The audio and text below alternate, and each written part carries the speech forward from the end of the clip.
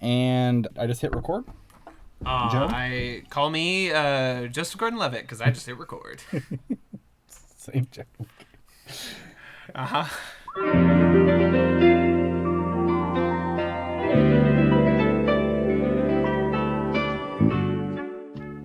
Vern. Do it, Lanigan. Vern, I have a little joke for you. Oh, a joke. I have come up with a like the jokesmiths of old. Whoever came up with all of these riddles and these knock jokes, the scholars and smiths that sat down at their parchment and beat out these jokes that we all know. And you know what? Let's circle back around to that topic later. Okay. I have crafted a fine joke out of coal for you today. Okay, let's hear the joke. As a person who enjoys jokes, I would like to hear this joke. All right, so it's one of these. So it's Vern. What do you call someone that has sex with Ant-Man in a franchise eatery? Someone who has sex with Ant-Man in a franchise eatery. I don't know, Kevin. What would you call someone who has sex with Ant-Man in a franchise eatery? You would call them a Fuddrucker Rudfucker? A+. That's as someone who did jokes very similar to that for a year every day on Instagram. I dig it. So that's mine. That's my big contribution to jokes. That's it's like I always wondered where it seems there's just a handful of jokes that just have always existed in the collective universal consciousness. Right, like some of them are short and we all know them, and some of them are these like long story-based limericks. but we all seem to know them and seem to have always existed. But surely, at some point, there must have been some brave soul, chiseling these jokes out of marble. Some town lunatic who'd been holed up in his shack for years, and they're like, "Have you heard about J.C. McGintley? He's been holed up in that shack for years trying to come up with a funny joke." And then he comes out and he tells you the joke about, like, the man from Nantucket. Like, someone had to be the first guy. I was just thinking about the man from Nantucket, not explicitly, but I was thinking of the man from Nantucket, in terms of that everyone knows the first two lines, but no one knows the rest of that limerick. Yeah, we as a culture all know this joke enough so that if a TV show, someone on a TV show says there once was a man from Nantucket, we can cut away and everybody knows what happens next. But Kevin. Do we? Oh, you just awoken something in me. It's Kevin, not the first time I've heard that. Kevin, so last year, maybe even around this time, my wife fell in love with Star Trek. Okay. Any particular iteration or the concept of Star Trek? We started with TOS. We started with the original series. Sure, I like me some original series. I've seen the original series used to start airing at 10 p.m. Central Time on ABC. Okay. In my youth, so I would watch the first half of a lot of Star Treks and then start watching Saturday Night Live. Yes. So I've seen a lot of the setup for episodes of Star Trek without seeing the ultimate conclusion. Gotcha. Yeah, that's where my wife fell in love with it. My dad was a big Star Trek fan, so like it's always been a part of my life. And like around this time last year, I was like, hey, it's on Netflix. I'll just throw on an episode. And from there, my wife just became hooked. She became a huge Star Trek fan. We, through the course of just this point last year until, I guess November of last year, we watched the entirety of the original series and then the animated series and then all then the original series movies, and then the KeVern trilogy, the reboot trilogy with Chris Pine and Zachary Quinto. Yeah, and you know what? My little controversial opinion is that those movies are pretty good. I like them. They are totally fine. They're pretty good. Star Trek Into Darkness. They got a great cast. Yeah. Great cast. Star Trek Into Darkness is maybe the worst Star Trek movie ever. But which is a fucking bar to cross. Because even the biggest Star Trek fans in the world will tell you there's some fucking stinkers in there. But yes, I understand. But 1 and 3, especially Beyond, Star Trek Beyond is wonderful. Beyond is wonderful. I really and it almost it. makes you wish that they had kind of started there. Yes, absolutely. It almost makes you wish you're like, oh, why weren't they doing this the whole time? It feels like what the first one should have been. The first one is fun too, but Beyond fun. But anyway, after like traveling and after like settling down and moving and all this, we've taken the next step and we've started watching The Next Generation, and there is an episode of The Next Generation that showcases centers around Data. Data being the android aboard the Enterprise. Data, the antagonist of Master of Disguise. Yes. Yes, Brent Spiner, and the guy who runs the board of directors of movies, who gets assassinated by Matt Damon in Dogma. Brent Spiner. Yes. And also of course, because Kevin and I will always do like a Kevin Smith thing or a Dana Carvey thing before we'll do like, yes, he was also the Doctor in Independence Day, one of the biggest movies of all time. One of the biggest movies of all time, and very memorable performance within such. But no, to me, he is the farting antagonist of the Master of Disguise. And no matter what else you show me starring Mr. Brent Spiner, that is what he will forever be. Yes. But we were watching an episode that centered around Data, and for those of you listening who just weren't alive in the 90s and aren't aware of Star Trek Next Generation, because it was on every channel that ever aired during the 1990s. Data is an android, and he doesn't quite have a grasp of human emotions. Oh, he just can't get the hang of these humans. He just doesn't quite get it. So much so that, like, every episode, someone asks Data to explain something, and he starts giving, like, a Wikipedia entry about it, and then they cut him off, like, Data, that's enough. But there's an episode of TNG that we watched recently where Data tries to learn what jokes are. And he learns, like, the definition of jokes, and he can recount jokes, but because he's an android, he has no concept of timing or whatever. And one of the first jokes he recounts is, "Oh yes, Captain, here is a joke. There once was a man from Nantucket." That's quite enough, Mr. Teacher. Oh, you've seen this episode.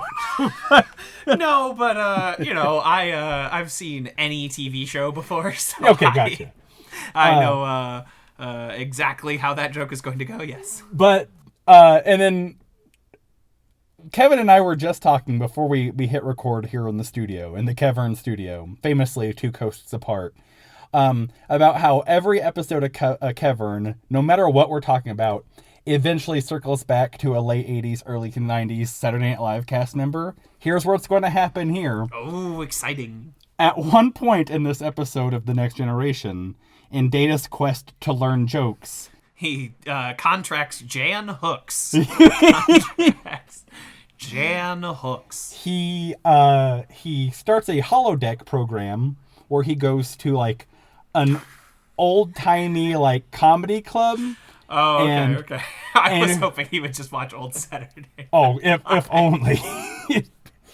I shall learn about the history of jokes. It's Saturday Night Live. And then Data comes out, and instead of wearing his uniform, he's dressed as It's Pat, and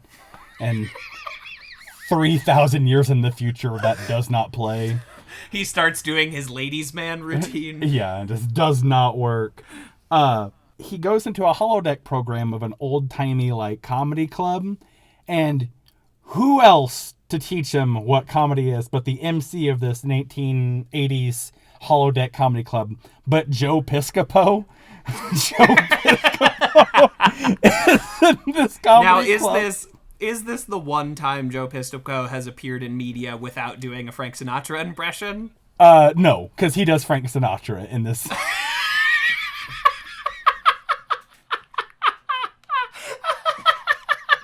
Even on Star Trek.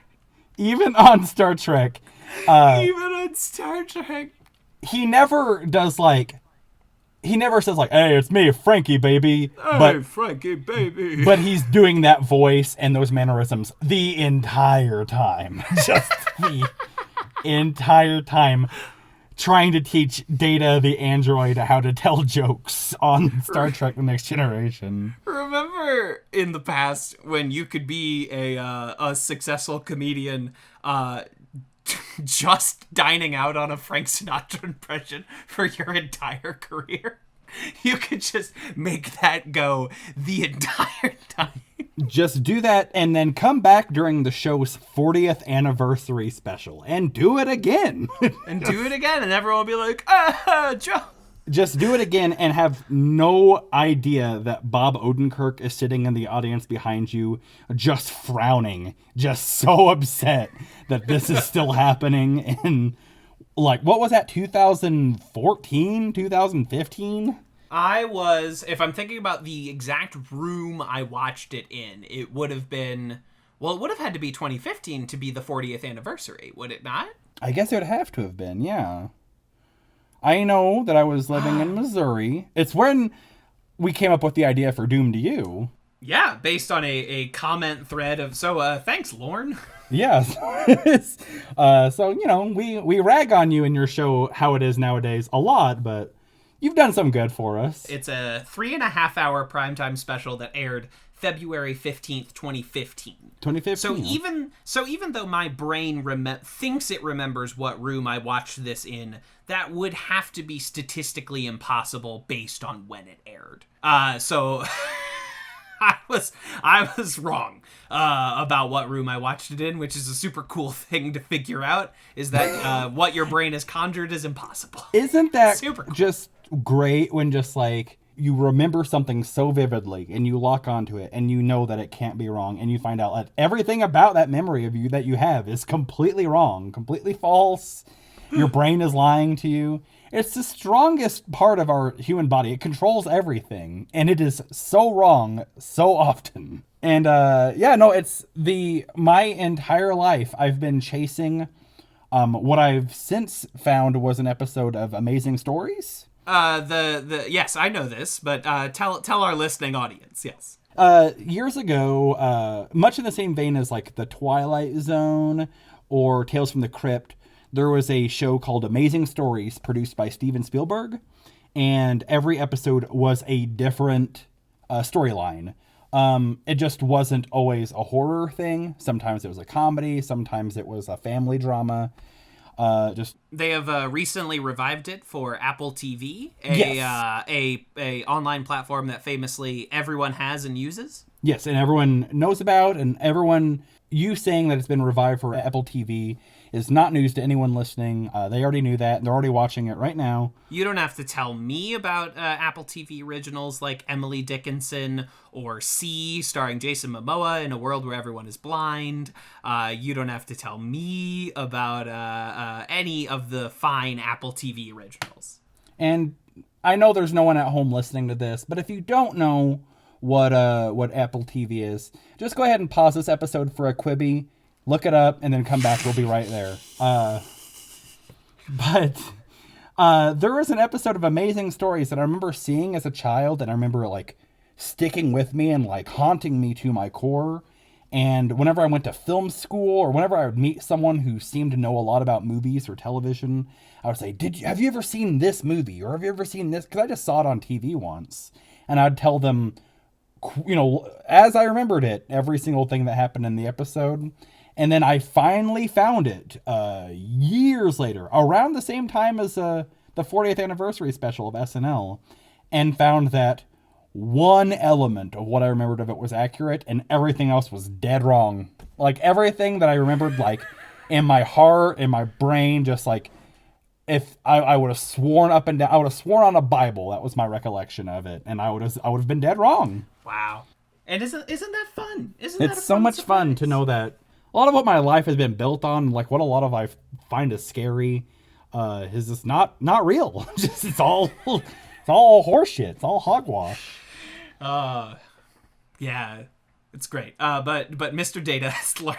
Oh yes. Comedy. Does he come back onto the Enterprise deck and is like, "Hey, Coco baby, Mr. Worf, hey, yay." He comes back on. It's so great. He comes back on the Enterprise deck, and in Data's interpretation of comedy, like he's not doing like weirdo alt comedy or confessional like Chris Gethard comedy. He has a cigar in his hand. He's like, "Let me tell you something, folks." And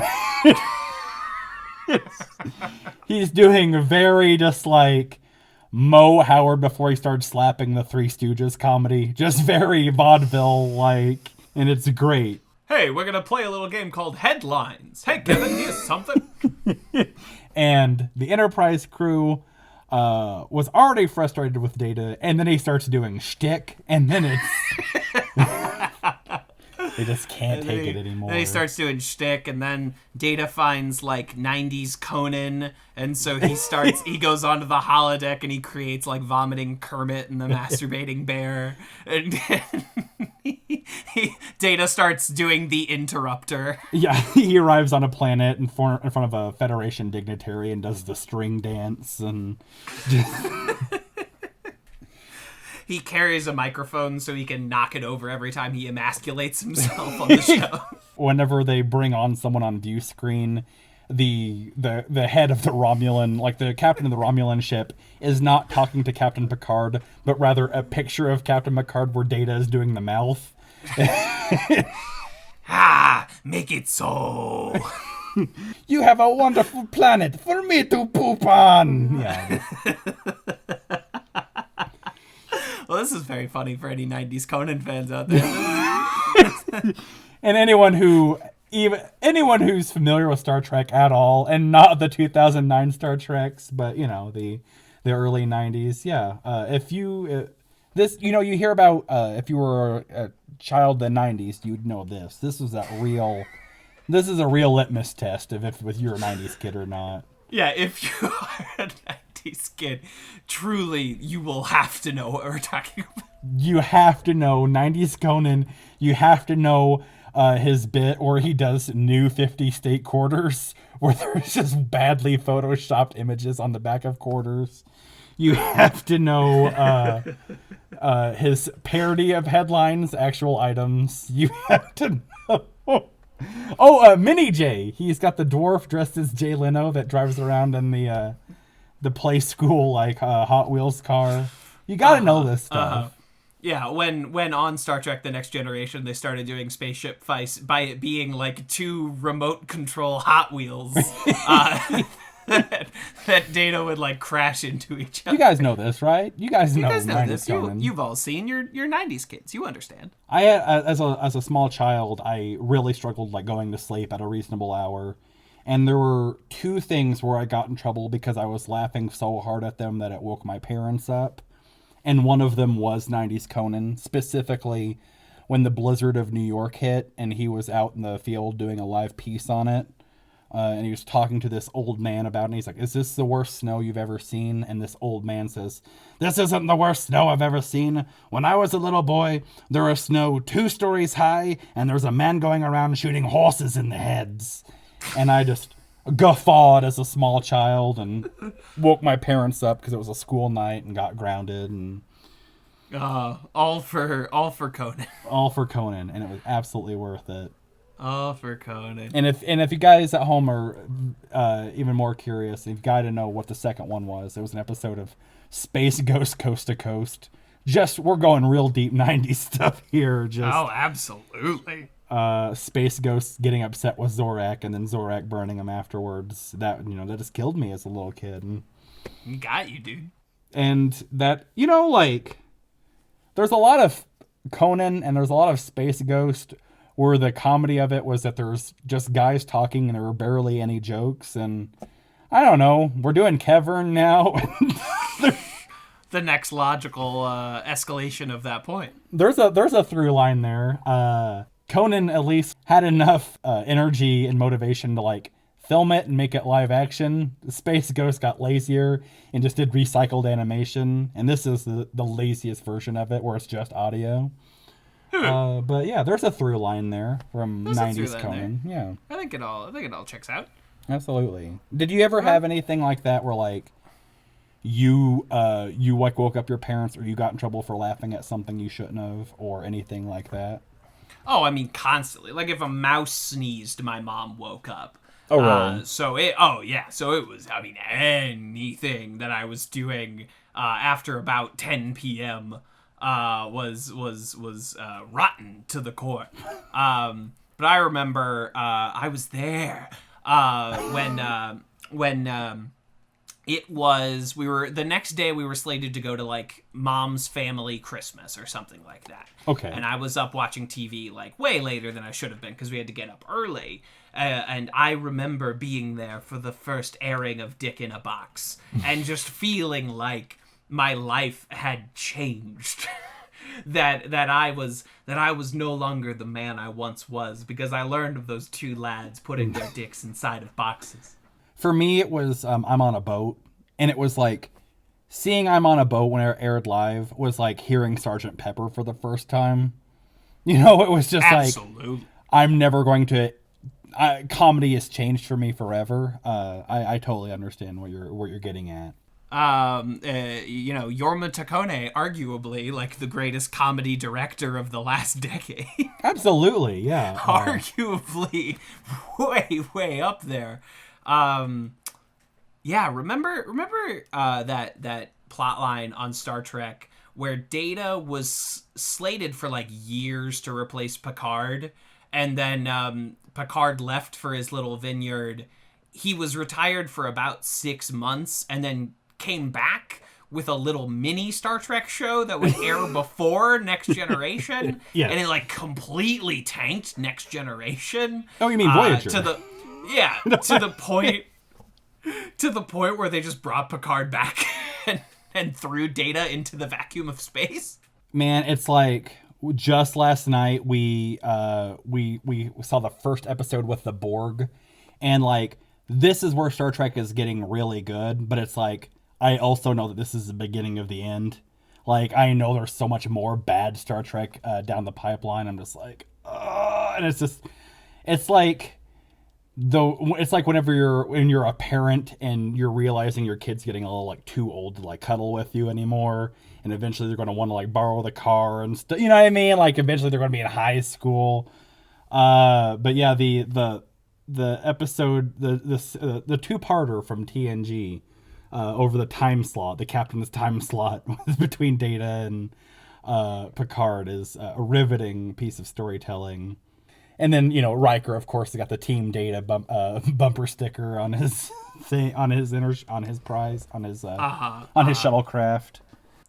Yeah, and then, Tom Hanks came on and coined the Team Data phrase, a fact that I think commonly gets left out of the narrative, is that Tom Hanks was really, he ignited that movement. So whenever I was a little kid, there was one night, you know, I couldn't sleep, and I stayed up and I saw Jay Leno for the first time, and I was like, oh my gosh, this is so funny, you know, and it changed a lot of things for me. But usually, whenever the guests would come out, I would, you know, that would just knock me out like a light. You know, that's just the best sleeping pill you can get. But there was one night where I couldn't make it, and I made it through the entirety of The Tonight Show, and I saw Conan for the first time, and then it was like J-Who. So, like, I was super Team Conan, and I was so happy whenever I'm like, oh my god, he's going to have The Tonight Show, and I'll get to see him earlier. Like, this is wonderful. But then, like, I don't know if you feel the same way. That's where you learned about context. That's where you learned that, like, comedy works best in certain contexts, and it's really about the framing of it more than it is about the actual quality of the comedy. Yes, absolutely. And the part of what made Conan so funny was how there was no effort put into it whatsoever. But if you're going on to the most prestigious talk show of all time, you have to put effort into it, and then you lose something. Suddenly, a guy in a bear suit miming masturbation doesn't play. Like, yeah, you can't do a zero effort Tonight Show. You can't. But you've wanted the Tonight Show your entire life, so what exactly do you do? it was a huge bummer whenever that whole, like, Tonight Show scandal took place. But at the same time, I was like, Conan, this is a huge bummer that you're losing this, but also, you've not been funny. Like, I don't know what to do here. Like, I mean, and I guess everything worked out. Conan's still, he's doing fine. He's doing better than fine. Yeah, he's had a talk show for 100 years, and he invented podcasting.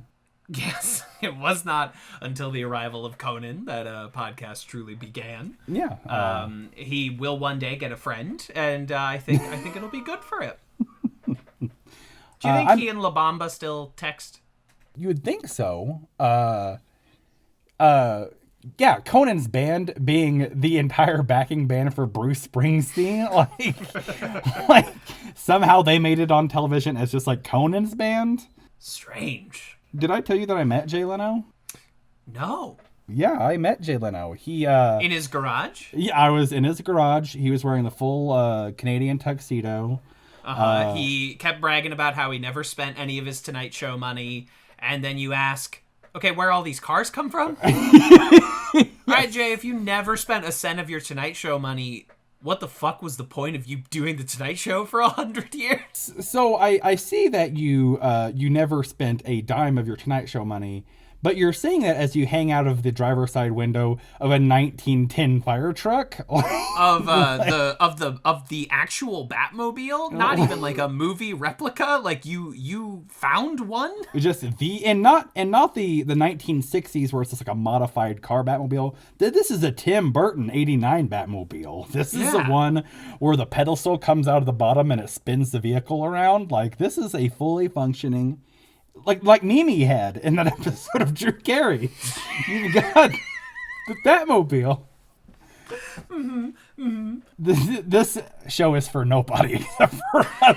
We're talking about the Drew Carey show, about TNG, 90's Conan. The Drew Carey show, and I will put my foot firmly down on the ground here. The Drew Carey show had the top 3 opening credits numbers of all time. That crazy crane shot of everyone running down the street during the Cleveland Rocks intro. Hundreds of people and all this choreographed dancing and an incredible number, one that he arguably tops later with the up every morning just to keep my job. Oh, opening. yeah. With a full choreographed go-go dance number. And, it's insane. And I had always thought that that huge crane shot during the Cleveland Rocks, I was like, oh, that's really cool. They shot it at Hollywood Studios and Disney, though. It's kind of shot on a set. And then I found out, no, that's shot on the street of Cleveland. That's right down Main Street of Cleveland, Ohio. They, blocked off the entire Main Street of Cleveland, Ohio for an opening shot of a sitcom on ABC.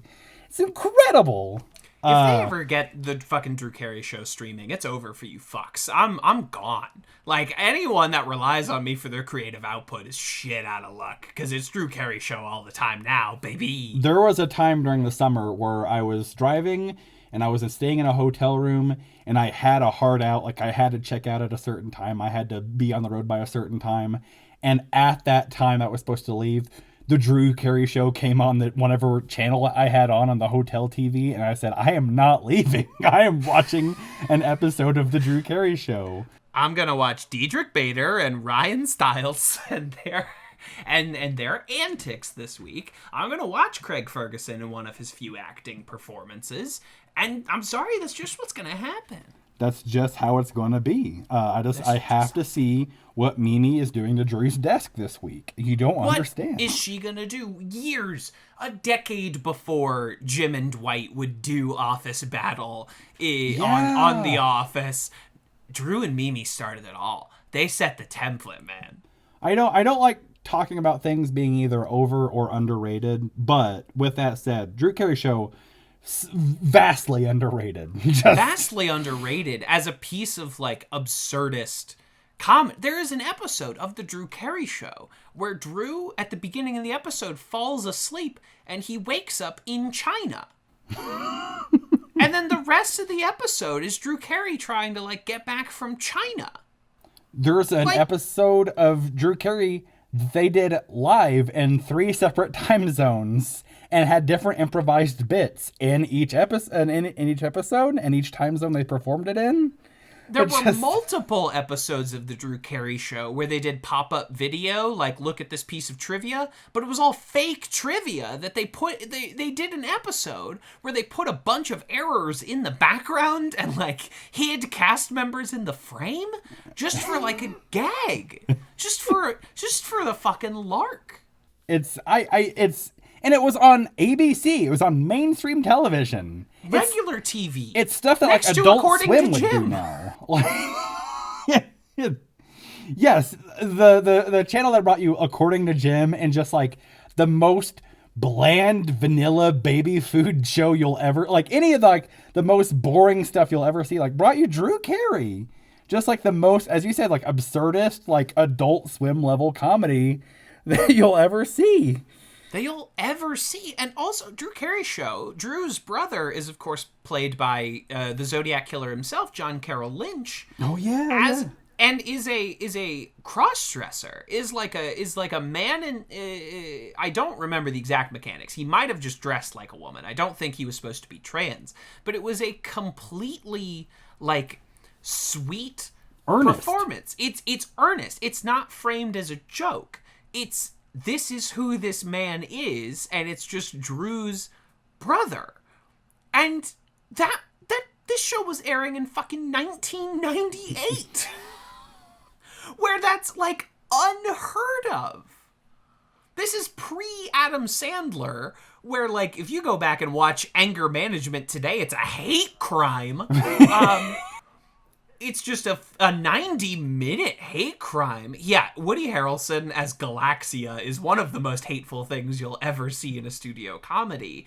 Not even to mention the plot line about John C. Reilly's mentally handicapped sister that runs throughout that movie. Oh, yeah. I forgot about that. Yeah. That like, in this movie starring Adam Sandler, they talk again and again as a joke about how they, like, abuse this young woman. But years before that movie comes out, you have like a kind-hearted portrayal of Drew Carey's brother. Man, Anger Management also had that, like, they fat shame Gwyneth Paltrow in that movie? No, Heather Graham. Heather Graham, that's right, Heather Graham. And yeah, it's like, that she's like an unhinged psychopath because she like eats a cupcake one time. And it's like, Heather Graham is a beautiful woman. Like, what are you talking about, Adam Sandler movie? What are you talking about? Also, Heather Graham can, like, eat a cupcake if she wants to. Yeah, let Heather Graham eat a cupcake. Let Heather Graham eat a cupcake. After all she's done, she's so funny in the second Austin Powers movie. She's great in Twin Peaks. Let her have a cupcake. After everything Heather Graham has done for us, you know, one episode of Arrested Development, her performance as Felicity Shagwell in The Spy Who Shagged Me, like, let Heather Graham do whatever she wants. Also, I did not Google that. I just know that. That's just a piece of information that is in my... Those are the exact 2 references you dropped as Heather Graham guy on Puffin, so I knew that was just locked into your brain. Those are just fucking in the tank. Yeah. Adam Sandler movies are just, I don't know. I've not seen Uncut Gems, but I know, like, oh, it's quite good. I would like to see it a lot, but yeah, it's quite good. Very mean in general, especially like Jack and Jill. Just like, it comes across even meaner when the whole like the whole like thing you're supposed to take away from Jack and Jill is like, hey, be nice to other people that look different from you. But the movie is so hateful and mean that you're like, I don't think you can have that message, movie. I don't think you're allowed to do that. You can't do a thing where like you make fun of Jill's weight, but also ask the audience to feel bad for Jill whenever Norm Macdonald stands her up on a date. Like you just can't do both. You can't include that after a scene where she destroys a horse with her weight. Yeah. You can't do that. Where she sits on a horse and it's all 4 of its legs break. You can't make the movie The Longest Yard and ask me to like have empathy for these criminals when you, the movie, have like turned Tracy Morgan into like a horrible homophobic stereotype. You can't ask me to do it. That's the movie where Stone Cold Steve Austin drops an N-bomb, right? Oh, multiple times. Okay. Oh, yeah. He plays a guard in that movie, I'm guessing. And all of them do again and again and again. I've never seen a movie that uses that word more than Adam Sandler's The Longest Yard. I've never seen it. It's in its entirety. I remember coming in while it was playing and then hearing Stone Cold Steve Austin drop that. I'm like, you know what? I'm good. I'm fine. Yeah, that movie. You got I'm gonna the give great this a hell no. Kali. I'm gonna give this movie a stunner. I'm gonna take my DVD copy of The Longest Yard and give it a Stone Cold stunner. I walked into the room and I heard an N-bomb get dropped and I looked at the screen and I said, "What?" And then snapped and some beers got through at me. I'm going to walk onto the set of The Longest Yard and just blast it with a beer truck. Gonna sneak into this movie's hospital bed and beat it with a bedpan. Do you remember whenever Stone Cold Steve Austin once made his boss believe he was going to murder him on live television, and the audience was absolutely there for it? They were cheering for Stone Cold Steve Austin to murder his boss on live television, and Stone Cold was the good guy. Do you remember that? I do, and you know what? He was right. Like that was them doing it right. Because you watch wrestling now, and the WWE storyline are all framed as like, I'm an authority figure and like, oh, my unruly employees. Like, you all that are watching professional wrestling must know what I'm talking about. I gotta whip these employees into shape. You guys at home watching professional wrestling know all about what to do. You know all about managing workforce and folks abusing the time clock, and you know all about that. You know all about that. That's what you care about and empathize with. My plight as a manager. But you hate these employees who feel constrained by the system they're within. Don't you hate it whenever all these employees come out like, no, you can't throw pancakes around. If you're going to work here, you've got to keep things clean and orderly. Sorry. That's the guy that I empathize with. The guy who throws pancakes around? No, the guy who's gotcha. like, everything must remain tidy. Yes. That's who I want to win the wrestling match. Yes, absolutely. My favorite wrestler right now is a guy who calls himself the librarian, who gets upset when the audience cheers whenever he walks out, and he has no entrance music whatsoever, and instead he has a microphone that he just goes shh into. And it's my favorite thing. It makes me so happy. The fuck company is that guy? That's AEW. He's in AEW. Yeah, the librarian comes out and his little like, all these wrestlers have like Titantrons, have like big videos that play behind them, and other guys have like flames, and other guys have like space and all this stuff. And he comes out and it's just a shelf of books, and he comes out and goes shh. Just is upset at the audience for cheering and or booing, and it's my favorite thing. It's so wonderful. I really enjoy the wrestling librarian that they have on AEW. Legitimately. Legitimately. KeVern, I'm surprised we've done 9 episodes of this and haven't talked about wrestling once. I'm really surprised.